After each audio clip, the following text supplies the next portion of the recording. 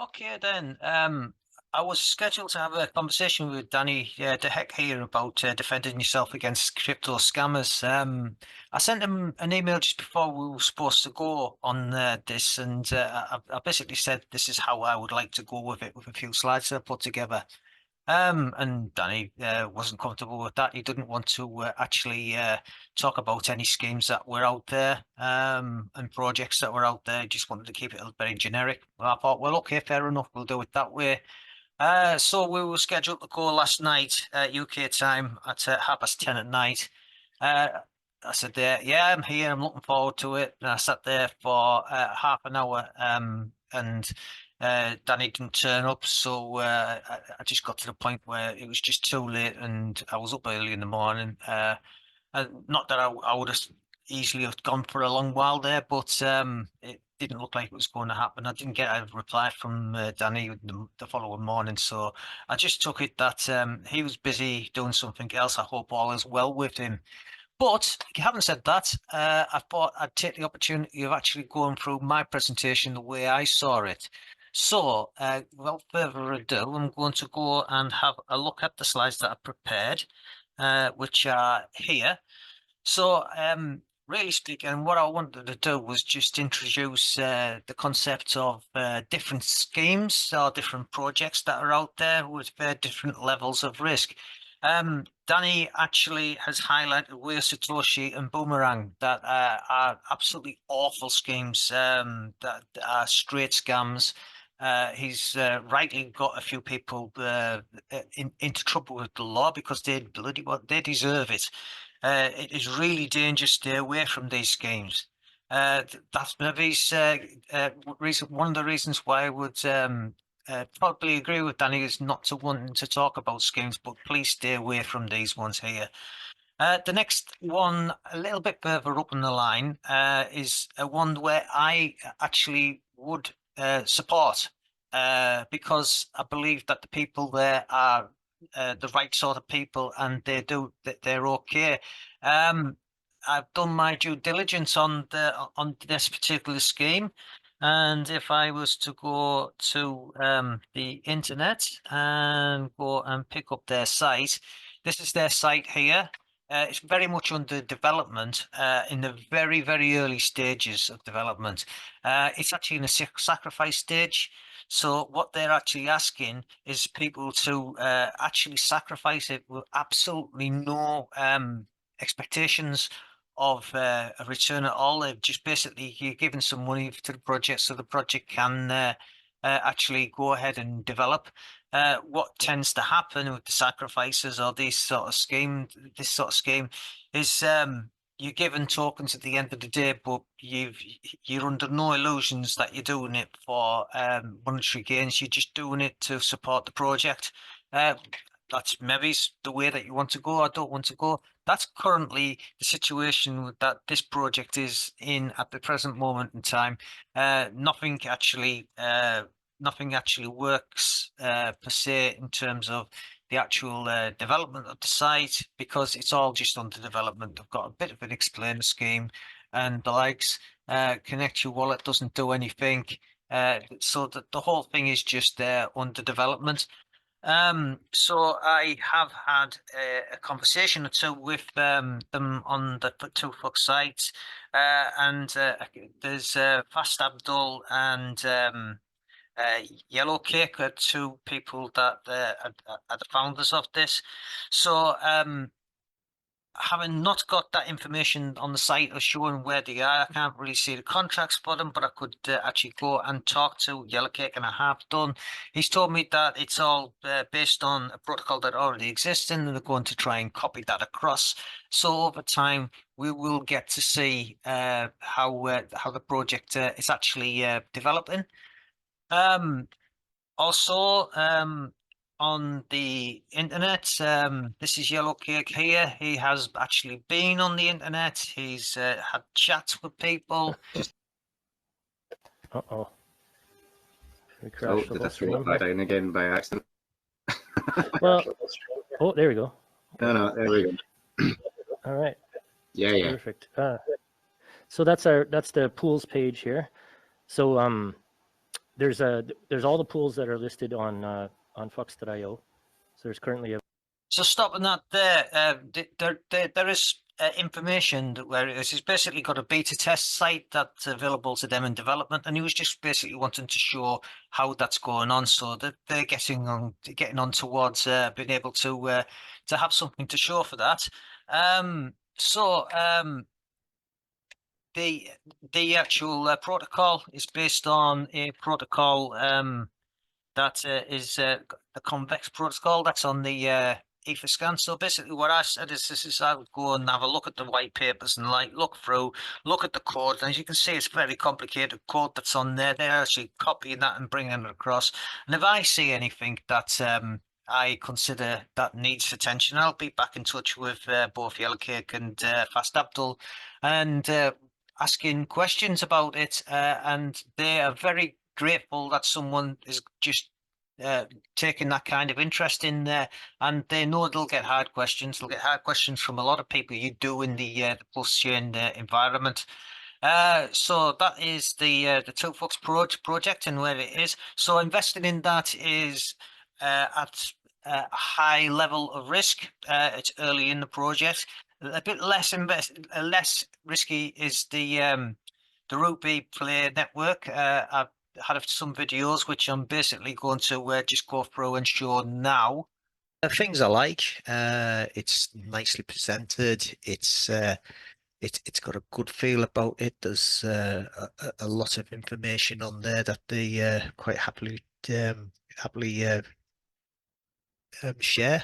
I haven't really followed these links, but it looks like that's pretty okay. I would do that later, but obviously I'd go and maybe have a look up, subscribe and join before I'd done anything in terms of things. The about page, yep, nice faces there. That's it's always good to see. It's always good to see uh, nice little biops about people. We've got names of actual people here, where they are in the organization. It's all very researchable. They talk about having quite a lot of experience in that sort of environment, which is great. That's nice to see where people are, what they're doing. So you've got a developer community in there that seems to be strong. It's researchable. I would research it before I actually went and done anything in terms of anything. So it goes and talks about the rewards. I've kind of sat there and understood that a little bit. Here's a roadmap here of things to do. It looks like the whole project is in development. So that's there. I kind of backs up when I went and had a look at the tokens as well. I don't like the fact that when I go in here to go and have a look at anything, I get here without connecting my wallet, because at this stage I'm not going to connect my wallet. So that's kind of something that is a little bit of a red flag to me. But you know, not too much. Go to Ruby Rewards. It's not available. It's still in development. So I know that this whole thing's in the development sort of stage. I would like that to be a little bit more upfront on the website, to be fair, because that's kind of where I sort of like looked and found what I was looking for in terms of that. So go and have a look at the token. There's some information here. It took me a little bit of a while to go and try and find some details on things. So you have to kind of dig in a bit deeper to kind of get something. We've got a finite supply of 9 billion tokens. So that's something that you can go and have a look at. We've got the smart contract here, which I'll kind of go into a bit. Reading the white paper, the white papers tell you an awful lot of what's in it. So basically we've got a white paper here from 2022. It goes and it basically talks about what the development team and the team have worked on in the past, which is of interest. The partnerships that they've got, why can't you trust them? Again, the bios again from the key people in the team, what they're doing. So a little bit of why they make a difference, why they would use the Binance chain. A little bit about the protocol starts to come to the fore, and then we're starting to compare against competitors and the likes. Again, talking about Binance and the likes. So they talk about the Ruby token a little bit here. Again, struggling a little bit to get details, and then we're starting to get into these token and token distributions, and I think these are these are like staking pools, so that if you actually own the token, it's worthwhile looking to see if where you can stake, how you can stake. I would be looking for help and support there, the Telegram room, and YouTube videos of things that I'll be looking at to do things. So it talks about locking up. You've got this percentage of 40% of the total appears to be sort of locked, and looks like 60% of the tokens are available for stakes and the likes. Yeah, according to that, yep, there's two different distribution pools, and the distribution pools that I don't fully understand at my level of reading and done, but that's kind of where I'd be looking towards doing anything else. I looked at the at this chart here, and I would have to go into a lot more detail to start to fully understand it. I think I'm starting to understand that they're talking about the APIs here from the staking pools. So looking at staking is important in this particular one. So really speaking, that you don't want to be just buying a token and just holding it. You want to be looking at staking it if you're going to keep the tokens. So it talks about the Binance Smart Chain, a bit about marketing and the likes. Yeah, and a little bit about security. I don't think they've gone into any real details there. The auditors that they've got, they haven't been audited yet, but these are the new auditors, and they're worth looking at. Are these firms? I mean, I'm not 100% sure that I've kind of heard of them, but I'd certainly be wanting to research them before I put any money into into something like this. The conclusions, not really that bothered about. So there you are. There's the white paper, but it's there. It's there to read. I'm not going to disrespect it in any way, shape, or form, because it's all well written. So if I go to the smart token. This kind of is something where I am interested before. I have said to you before that this little take on the contract is important. I would, if I was investing, take a note of the actual contract address and keep track of that, because you don't want that contract address to change, because if it did, then that would be something that you'd have to look at. There's the actual token tracker and the likes. So if I go into the contract itself, we've got the contract here. A little bit of a red flag to me when I'm first looking at this is that this is just a BEP or an ERP or a PRP20 token, which is just a basic token and the likes. So this has been modified from that. The Solidity version is quite old. And submitted for verification, that is again quite old. So that two things that maybe I'd look at. They're not red flags, they're just things that I'm looking at things. First thing you do when you actually look at the contract is, where is the word payable? So looking down there, looking for the words, it's a relatively short contract. So I can kind of look down. I'm looking for the word payable. Is it a public contract? We've got approvals there. Payable, so the message sender, that's payable, so that returns message sender, so that function there is of interest. Because if it's payable, it means that they can take monies can be moved from your token. From that, it's the first thing to kind of look at. So message sender is of interest. So we've got some libraries, taking a library of SafeMap. I'm wondering why they're using SafeMap rather than using the Zeppelin mapping codes, which I would have, they're standard, and you'd kind of think you would use that. I mean, maybe they just want to keep the contract down. That's not telling me tremendous amount now. It talks about overflow. I think it's just overflowing the tokens. Yeah, I'm getting a bit too detailed for this to be going through. So I'm basically kind of looking down the contract, looking for things. It's very simple, and that kind of is a little bit of a red flag in a way, because it's the complexity of the diagram that we just looked at to start off with, and to have a very simple token. I'm halfway through the code, and I'm not seeing anything that's really over the top. Again, I'd need to read this. I'll probably get it onto a ganache machine and actually go and run it. So we've got the contract itself. That's got there. So we've got a total supply there of that times that, which is times that. I'll accept that. So it admits. So it admits and puts onto the blockchain that a transfers it happened. You've got the symbols, the decimals, and the likes.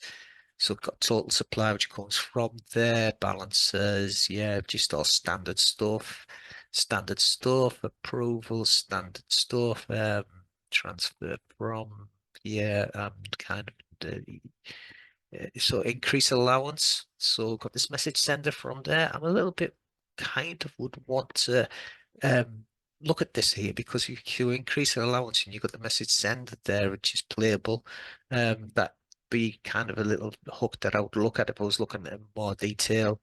Decreased allowance. So we've got this mint function. So the mint function goes to message sender. There are no guards on this function. So could you mint more than that total 9 billion supply? I don't know. I would ask questions about that because you know the white paper does say quite explicitly that it's a finite 9 billion supply. The mint address again, it comes there so that it requires that it's not the zero address. So that's kind of good because it's sort of like you're not minting to the actual admin keys. It doesn't look like admin keys are there. So we're adding to supply. Doesn't seem to be. So require, that's the only require that's on there. I apologize if this is a little bit too technical, but this is the sort of thing I've got to go through and look at before I do something. So I've got a lot of questions there I'll put to the team. I'll put together a lot of questions on the actual contract if I was to actually go there. One thing you can do when you actually go to the contract is you can read the contract. This tells you what is allowed to be read from the contract. So you could actually get your addresses and you can go in, you can put the owner address and the sender address, and you can query the contract to see what it comes back. So this actually comes back with things in real time, you know. So you got the total supply there. The total supply is still at the 9 billion mark, so that's good. There's the symbol. The symbol's Ruby, as we said before. The owner, there's the owner address, which we kind of looked at before. Name, get owner, decimal units, and balance of, which you could get if you put your address in there. You get the balance of your address through it directly. More importantly, are the rights. So what are you allowed to write from and the likes? I don't remember now exactly from the where the I saw the payable. It was a message sender, wasn't it? Submit. Can I amount to mint? You've got the guard that it's not from the that's not from the owner address. I'd like to see what happens if I actually put something in there. Increase allowance, so the sender and the add value. I'm wondering, you probably, but you know, these are just kind of questions from me. This doesn't have the complexity that I expected to have from us from the actual promises of the contract. That's kind of that. I would ask questions on it. That's all. So coming back from that, the one that I think is the least risk because it's the most mature is the internet money, because it's a wallet and it exists. It is in existence. It's been battle tested. It's had a year's worth of testing before it went into the existence. There's a website here explaining things, how you download the wallet. The wallet is there. It's there to be used. But as I say, it's got the addresses for the actual contract. So the address for the contract, which is the Ethereum contract, you can go onto the ETH scanner and have a look at it. This is the main contract here. It's got various calls in the contract that produce what it produces. It works. I've verified it on my site, which is mrgun.io. I actually do have contract calls from that particular contract. This whole piece of stuff here is to be able to claim from that contract as and when things become available. So if you look at this page here and you just were to pick any of the top wallets there, copy that, put that into here like that, you get to see that this particular account here has got at the present moment in time. No PLS. They've actually sold them all, but they've managed to get 10 million PLS at the time that they actually want that, and they've taken that out, and they're currently enjoying their PLS. So you can see that it's actually come through, and they've got what they've got from that.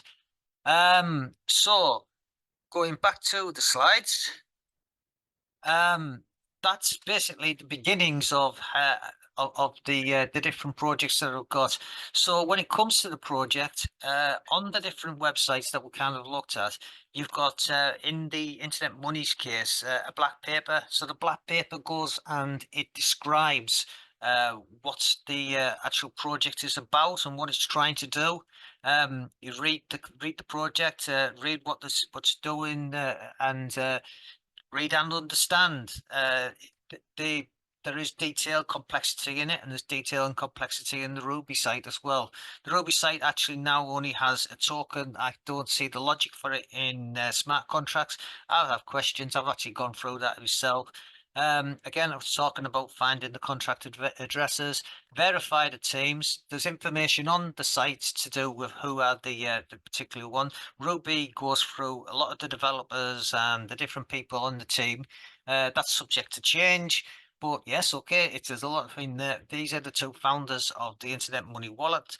I've talked to both of them on the Telegram chat. So they've got the Telegram chat here, which is the Internet Money Wallet chat. And you go in and you can ask questions and the likes. People are there to talk to. You can see them on the internet. They're there. That's the reason why I'm comfortable with the Internet Money site. I'm obviously I'm comfortable because I'm one of the admins that you would get to talk to. But that is of that. So if I just go and minimize that, I don't need that anymore. I don't need that anymore. And I don't even need the Internet Money site anymore. So I can go back into here, back to my slides. We'll go to the next slide here. So what I was basically wanting to talk about is that it's not a good idea to hold your crypto all in one place. So if you can, try and put them in 5 different wallets at least, so 20% in each place, with different seed phrases stored separately somewhere else, so that if you happen to lose your seed phrase, you get hacked or whatever, you would only lose 20% of it. So there are many wallets out here. MetaMask is the market leader. There's the Internet Money site, which I clearly have a bias towards because I'm actually one of the admins in the Telegram group. I'll even express my bias a little bit more. You get support here. You don't get support here in a way that does someone answer your questions. You get it through you get it you get support here through a whole load of question and answers pages, and there's a whole load of other wallets that I know very little about. But that's the premises: is don't hold everything in one place. So this bit here has we want to check that we've got legitimate projects. The people on the projects will only engage with you after you actually go back there. So if you go into Telegram and you go there and says, please DM me, direct message me, please don't. If you approach them, you can talk to them. Try and talk to people in public places, in public chats. You know that the scammer, if they're trying to scam you, they're going to have a hard time with doing that in a legitimate press. I know they've got the likes of the stuff that Danny DeHeck's been investigating, and they try and direct it. But people actually are in them chats. They got ask the questions. You know you're going down there, so you don't never need to buy now. Just go back, sleeping things, and look at that. So this here, in my books, just truly terrifying. So. If I was to go into here and if I can go and pick up this particular YouTube video, copy it, and I'll go into a browser. 1 second, pick that browser up, put that into there like that, run that, and I'm just Who are going we to trying pull to this kid? over here. So this is George Gammon. He's The talking tech about platforms the are preparing for a huge year of elections around the world that yeah, this is George Gammon. He's talking about this deep scan, deep fake that is produced. affect upward. You know what? Before I go any further, let me go over and show you guys some of these deep fakes.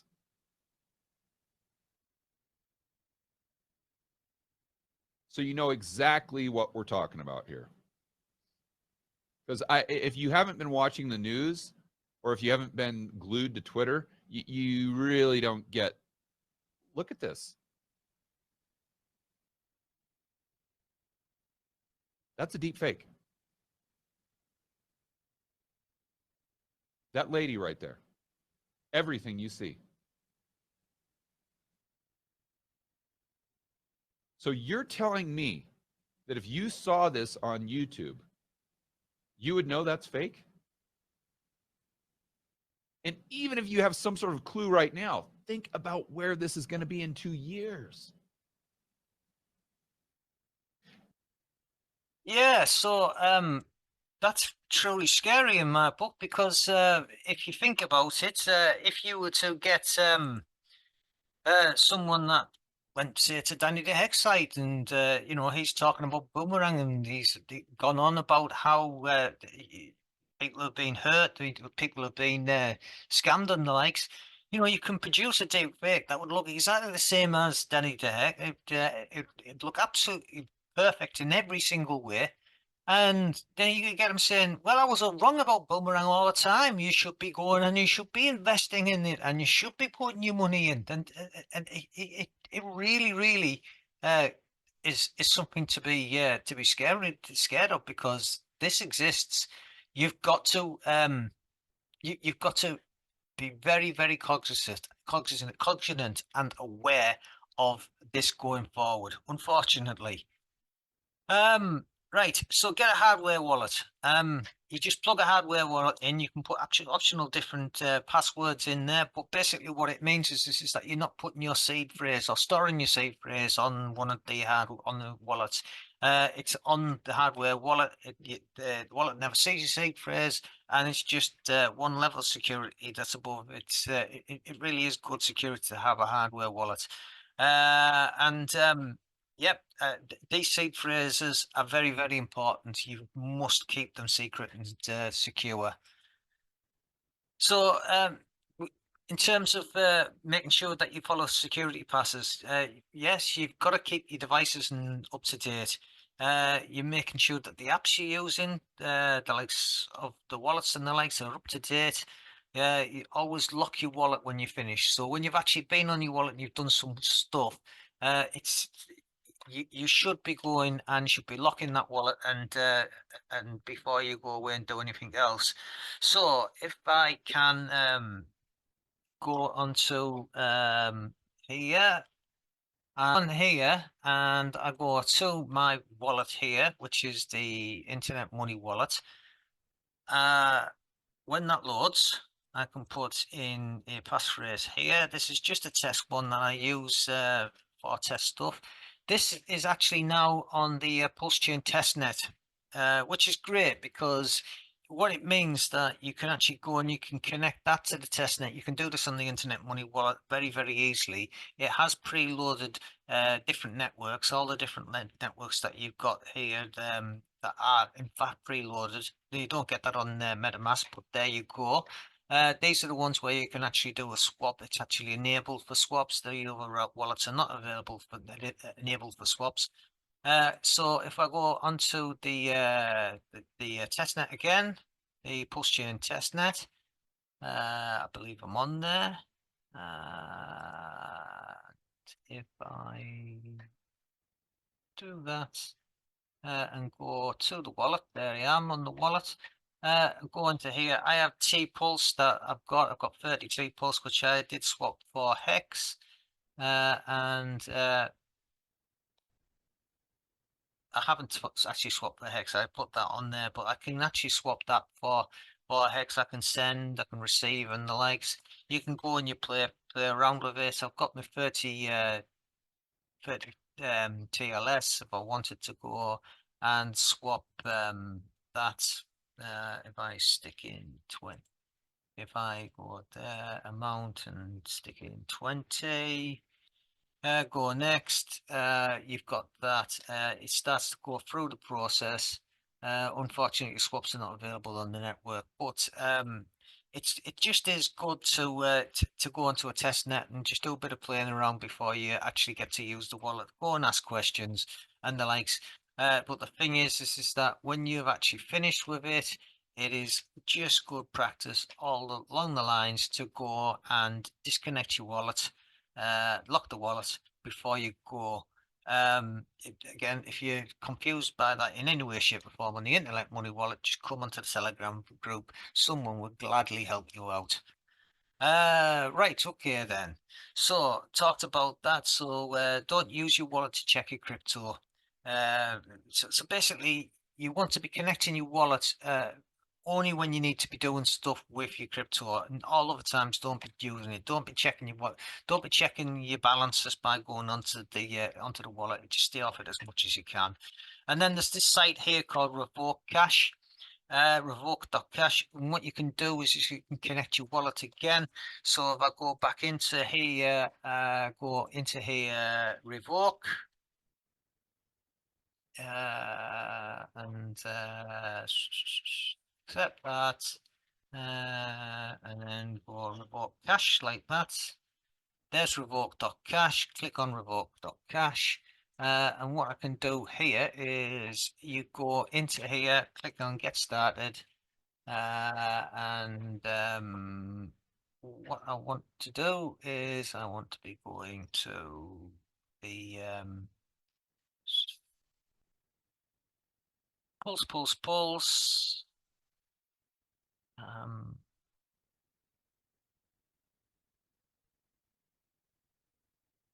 There's pulse chain. I think there's testnets at the bottom. Let's have a quick look. We've got testnet here. There's pulse chain testnet. So I've got that. And then search for an address. So I'm going to go to my wallet, which the one I connected before. There we are. This is a test wallet. I'm going to go here. I'm going to say that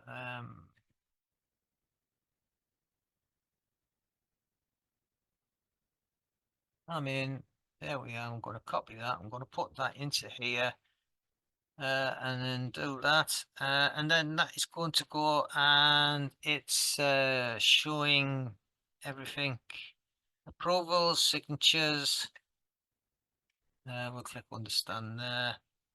So you then can see what you've got approvals for. I haven't got any approvals at all on here, but you can look at what you have got and have approved and for that particular wallet address, and you can go and see if you've got anything outstanding. So revoking stuff that you don't understand, that you haven't got. If you don't understand revoking stuff, you have to give permissions to be able to do stuff on the wallet. So this is a good site to go to, which is revoke.cash. Right, so I minimized that. We've talked about that. Where am I? Yeah. So you never ever want to be sharing your seed words. Please do not share them seed words. Seed words are on the wallet again. So if I go here, go to here, I'm not actually going to show you the seed words, even though this is a test account. The reason why I'm not going to do that is because it is such bad practice. I don't want to ever show seed words to anybody at all. This password here is only for the wallets on this particular computer. I'm not getting that because I'm on the wrong browser. I'll go here, go down here, click on there. and then on that particular, I didn't lock that, even though I said I would there. So you've got on the settings on the Internet Money Wallet, you've got your seed phrase. You get a warning of not to show them. You've got to put your password in here like that. Continue. Once you've done that, seed phrase, reveal seed phrase, 1, 2, 3, 4, 5, 6. Click continue. And there you are, you get your seed phrase, you can copy them and you can show the seed phrase if you want to, which I'm not going to do, but behind them, they're the seed phrases that you've got. When the wallet's in this stage, you must keep a copy of them elsewhere, because if you ever have to remove this and put this in, that would be lost. They stored an encrypted version on the wallet. Okay, so that's that. I'm going to close that. I don't need that. Right, okay then. So the next thing on there is there was this pump and dump scheme. Wall Street memes. Back in August, Adam Stokes was talking about this. And when he was talking about Wall Street memes and the likes, he had all these people who were content creators that had taken money from Wall Street memes to go and promote them. People went and invested in it, and from its high, which is 7 cents, right the way down to its low, which is 0.7 cents. You can see the amount of money that was lost, because of liquidity so short down here. There's no way they're getting that ever back, ever. So, well, I'm not saying never, you can never say never, but very high chance you won't do. So people took money from these creators to actually get this, to put people in that position. It's not good at all. So really speaking, I'm going to look towards finishing off here. So if you just heard about crypto, take it slow. I always send people to Adam Stokes. Be listen and learn. Take a few weeks and keep your money in your pocket as you're learning. He's got the cryptoland.com, which well, the cryptoland even, which is the right website here. That's where you can do the crypto safely. If you're not comfortable, don't invest. Take profits. What I would say is that once you've got it's come 5 times the time for what you put in there, take 20% out, leaving 80% in. So basically, you leave the money you've got in there. You take the money out that you put in. You basically got free. You've got a free bag there that you can invest. You're taking your original money out. Don't invest more than you can afford to lose.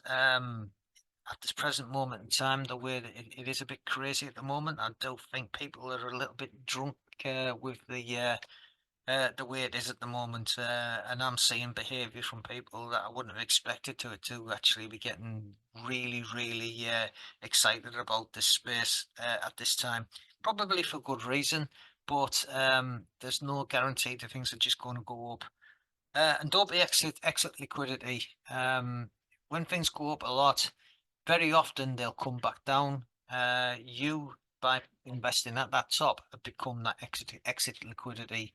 Kind of look for where it goes down. Even if it's going up and it's going up a lot, it'll still come back. It still come back down in price. So that is just about it. So thank you very much for listening to me. I've done this because Danny the Heck was going to have this chat with me.